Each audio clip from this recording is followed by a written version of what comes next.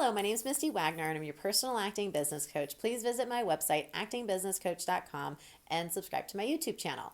In this video, I'm going to go over a stage name, and that is something you want to do early in your career, preferably before you even submit to your first agent. And you want to be consistent. So you want to make sure your stage name is also going to be your email address, your sign off, and folks around you know as well. So I actually called somebody up at their house once, asked for them by their stage name, and the kid that answered said, "Sorry, you got the wrong number," and was like hung up. And I'm like, wait a second, what just happened? And I'll find out that later when I talk to them that is what happened. So you really want to make sure everybody's also aware of your stage name. You want to make sure that the stage name is preferably easy to pronounce, easy to spell. Sometimes being a little too unique can be a little more troublesome.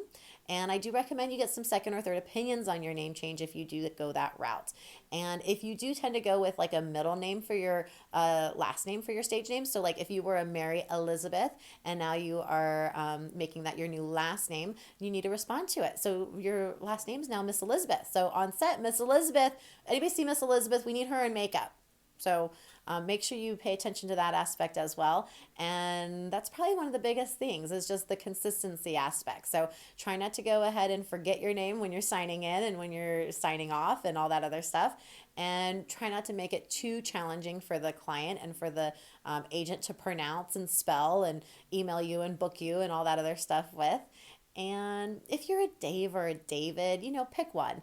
Nobody really needs to know your legal name. Tim, Timothy, there's a lot of names like that. So if you want to go by, if you're a Jennifer and you want to go by Jenny, go by Jenny then. Put your name down as Jenny from now on. Make that your stage name. So we don't need to know you by two names. It gets a little confusing for us. Personally, I just want to pronounce the right name, say the right name, remember you by the same name, not be flustered and confused and trying to stumble over 2-3 names like that actually has happened. I mean, people have literally come to our agency and signed with one name, got married, changed it again, then decided to go with like a whole new name altogether.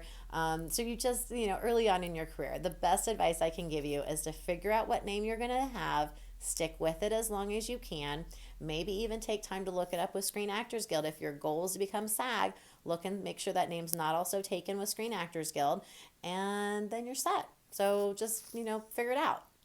Hopefully that helps.